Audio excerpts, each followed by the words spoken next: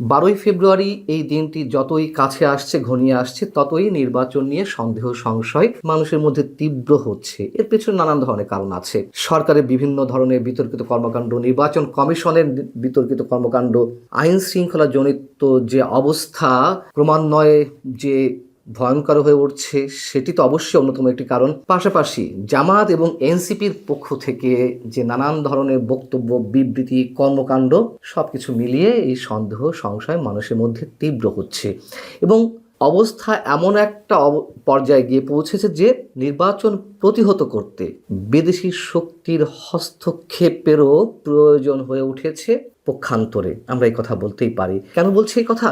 শনিবার ইউরোপীয় ইউনিয়নের চিফ ইলেকশন অবজারভার আইভার্স ইজাবসের নেতৃত্বাধীন একটি নির্বাচন পর্যবেক্ষক দল এসেছে। তাদের সঙ্গে বিভিন্ন রাজনৈতিক দলের নেতাদের নানান ধরনের আলোচনা চলছে এবং আমরা জানি ইউরোপীয় ইউনিয়ন একটি বড় নির্বাচনী পর্যবেক্ষক দল পাঠাবে এই নির্বাচনে এবং তাদের মতামতের একটি গুরুত্ব রয়েছে বিশ্বব্যাপী।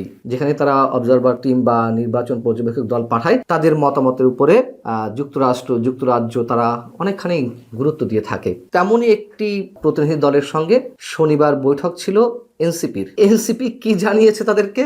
এটি নাহিদ ইসলাম, এনসিপির আহ্বায়ক, তিনি নিজেই বলছেন সাংবাদিকের কাছে যে আসন্ন জাতীয় নির্বাচন পর্যবেক্ষণে ইউরোপীয় ইউনিয়ন একটি বড় ও শক্তিশালী পর্যবেক্ষক দল পাঠাতে যাচ্ছে। ইউরোপীয় ইউনিয়ন চাই নির্বাচনটি সুষ্ঠু, নিরপেক্ষ ও প্রতিযোগিতামূলক হোক এবং ফল ঘোষণার পর সবাই যেন তা গ্রহণ করতে পারে। এতে গণতান্ত্রিক রূপান্তরও নির্বিঘ্ন হবে। নাহিদ ইসলামরাও সেটি বিশ্বাস করে। কিন্তু তিনি কি বলছেন? দেশে লেভেল প্লেইং ফিল্ড আছে এমন আত্মবিশ্বাস ও ঐকমত্য সব রাজনৈতিক দলের নেই, এনসিপিরও নেই।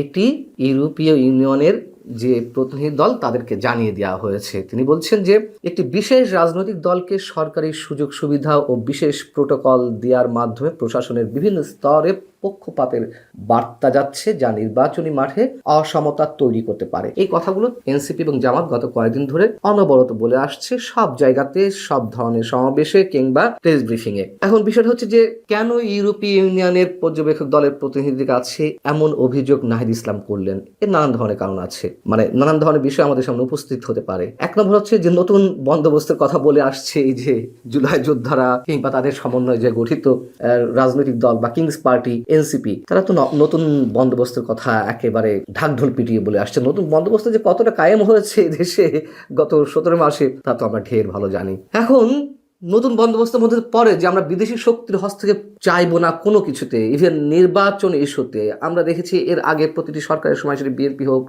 আওয়ামী লীগ হোক, রাজনৈতিক যে কোনো সংকটে আমরা বিদেশি শক্তির দ্বারস্থ হই, তারা এসে এখানে নাক গলায়। তো সেটি আবার আমাদের সামনে উপস্থিত হলো নতুন বন্দোবস্তের নামে। এনসিপি সেটি আমাদের সামনে খুব ভালোভাবে উপস্থাপন করলো যে কতটা নতুন বন্দোবস্ত হচ্ছে এই দেশে। ন্যাক্কারজনক একটি ঘটনা। দ্বিতীয়ত হচ্ছে কেন তারা ইউরোপীয় ইউনিয়নের কাছে এই অভিযোগটি করলো, বিদেশিদের কাছে কেন তারা এই ধরনের অভিযোগ এখন করছে? যেহেতু ইউরোপীয় ইউনিয়ন নির্বাচন কমিশনকে নানান ধরনের সহযোগিতা দেয়, আর্থিক সহযোগিতা থেকে নানান ধরনের কারিগরি সহযোগিতা নানান পর্যায়ে তারা দিয়ে থাকে এবং তারা একটি বড় নির্বাচনী পর্যবেক্ষক দল পাঠিয়ে থাকে, এবার পাঠাবে এই নির্বাচন নিয়ে যাতে তারা প্রশ্ন উত্থাপন করে। এবং আমার কি মনে হয় জানেন, এটি টম অ্যান্ড জেরির খেলা চলছে। ডক্টর মোহাম্মদ ইউনূস একদিকে তারেক রহমানকে বিশেষ নিরাপত্তার নামে অস্বাভাবিক নিরাপত্তা দিচ্ছে, এটা সত্য কথা। তারেক রহমানের জীবনের ঝুঁকি রয়েছে, তার নিরাপত্তা, বিশেষ নিরাপত্তাও দরকার, কিন্তু ভিভিআইপি প্রোটোকল যখন দেওয়া হবে তখন সেটি অবশ্যই প্রশ্নবিদ্ধ এবং এটি দিয়ে দেখাতে চাইছে যে আমরা তোমাদের সাথে আছি। কিন্তু এদিক থেকে এনসিপি এবং জামাতকেই আখেরে সব ধরনের সুযোগ সুবিধা দেবে বলে অনেকে মনে হয়, এমনকি নির্বাচনের ফলাফলেও সেটি প্রভাবিত হতে পারে। একটু হিসেব মিলিয়ে দেখুন, ডক্টর মোহাম্মদ ইউনূস, তার যে সরকার, তার ভর কেন্দ্রগুলোর মধ্যে তো 1 নম্বরে এনসিপি, দ্বিতীয়ত জামাত, তৃতীয়ত বিএনপি। তো এনসিপির ছাত্র নেতারাই তো ডক্টর মোহাম্মদ ইউনূসকে ক্ষমতায় বসিয়েছেন, প্রধান উপদেষ্টার পদে বসিয়েছেন। একথা তিনি নিজেই বলেন। আমাদের মনে করার কোনো কারণ আছে যে ডক্টর মোহাম্মদ ইউনূস এনসিপি এবং জামাতের কোনো অভিমত বা মতামতের বাইরে যাবে? এমনটি মনে করার কোনো কারণ নেই। তারেক রহমানের নিরাপত্তা ব্যবস্থাটা একটু চোখে লাগার মতন, আমি নিজেই বলেছি, কিন্তু এটিতে সমাধান করা যেত সরকারের সাথে হার্ড লাইনে কথাবার্তা বলে কিংবা নির্বাচন কমিশনের সাথে বলে এটি করা যেত। সেটি বিদেশি শক্তি শক্তির প্রতিনিধিদের কাছে কেন বলতে হবে, কেন অভিযোগ জানাতে হবে, এবং এই সবই নির্বাচনকে প্রতিহত করার বা নির্বাচন যাতে না হয় তারই ষড়যন্ত্রের একটি অংশ। তারেক রহমানের বিষয়ে আরেকটি কথা বলেছেন নাহিদ ইসলাম, গণমাধ্যমের বিষয়ে, যে গণমাধ্যম আবার বিএনপির প্রতি ঝুঁকে পড়ছে। কেন ঝুঁকে পড়ছে তার তো বিভিন্ন কারণ আছে। যদি গণমাধ্যমের ভূমিকা নিঃসন্দেহে ন্যাক্কারজনক, বিতর্কিত, আওয়ামী লীগ আমলে যা ছিল এখন জাস্ট তার রিভার্স। এখন আওয়ামী লীগের বিরুদ্ধে গিয়ে এখন বিশেষ বিশেষ শক্তির পক্ষে তারা জয়গান গাইছে, হাতে গোনা দুই একটি গণমাধ্যম ছাড়া। তো বিদেশি শক্তির হস্তক্ষেপের দ্বারস্থ তারা হচ্ছে, তারা সব ধরনের কম্পোনেন্ট ব্যবহার করছে নির্বাচন যাতে না হয় তার জন্য। এর ব্যাখ্যা আমি অনেক আগে থেকেই দিয়ে আসছি, অনেক আগে থেকে আপনাদের বলে আসছি, জানিয়ে আসছি যে নির্বাচন এই সরকার আমলে হবে না অথবা হতে দেওয়া হবে না। কেন? জামাত এবং এনসিপি যে ক্ষমতা ভোগ করছে এটি তো তারা সহজে হাতছাড়া করতে চাইবে না। জামাতের জনপ্রিয়তা যতই বাড়ুক এটি তো কোনোভাবে বিএনপির সমকক্ষতায় উঠবে না, খুব স্বাভাবিক। তো এটা ফ্রি ফেয়ার ইলেকশন হলে যেহেতু আওয়ামী লীগ মাঠে নেই, খুব স্বাভাবিক বিএনপি ভালো আসন জয়লাভ করবে। এবং এই যে কোনোভাবেই ক্ষমতা হাতছাড়া করতে চাইছে না, তার আরো একটু উদাহরণ এর আগে আমি আপনাদের দিয়ে রেখেছি বা আপনারা সবাই জানেন। জামায়াতে আমির ডক্টর শফিকুর রহমান তিনি তারেক রহমানের সাথে দেখা করে বললেন যে আগামী 5 বছর যেন সবাই মিলেমিশে সরকার পরিচালনা করতে পারে দেশের স্বার্থে, এই জন্য একটা জাতীয় সরকার গঠন করতে হবে। মানে তারা কথা আদায় করে নেওয়ার চেষ্টা করছে যে বিএনপি যদি সরকার গঠন করে সেই সরকারের অংশীদার জামাত হতে চাই, এবং নিশ্চয়ই 2-1 মন্ত্রীদের ভাগ নিয়ে তারা জামাত সেই সরকারে যাবে না। যদি জাতীয় সরকার হয় সেক্ষেত্রে তারা তাদের মতো করে হিস্সাটি বুঝে নিতে চাইবে। তো কি মনে হয় তারেক রহমান কি বলেছেন? রাজি হয়েছেন?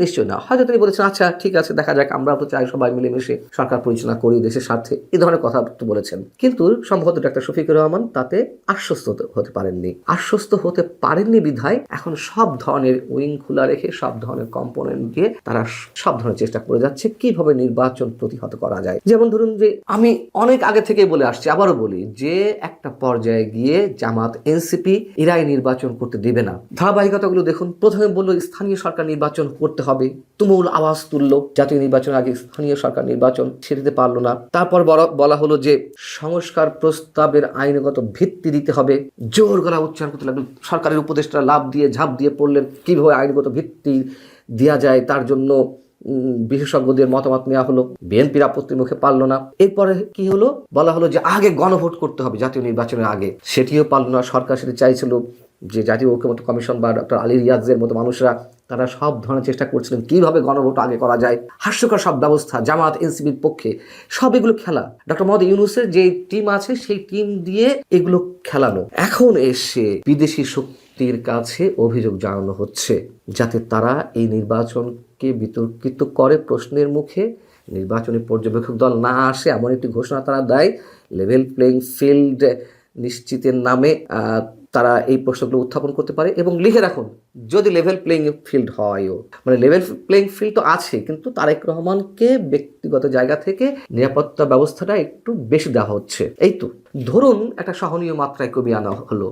তারেক রহমানের নিরাপত্তা তো দরকারি, অবশ্যই দরকার, এটি সবাই জানে আমরা, যে তার জীবন হুমকির মুখে, ঝুঁকির মুখে। আর যতই আমরা বলি যে আইন সবার জন্য সমান না, এগুলো পুস্তকের কথা, এগুলো সিরেফ বাণী। নইলে তারেক রহমান যেমন একদিনে ভোটার হলেন, এটা কি সম্ভব ছিল? অন্য কারোর কেউ মৃত্যু শয্যাশায়ী মনে করুন, তিনি নির্বাচন কমিশনে যেতে পারছেন না বা তার একদিনের মধ্যে ভোটার হতে হবে, এটা কি সম্ভব?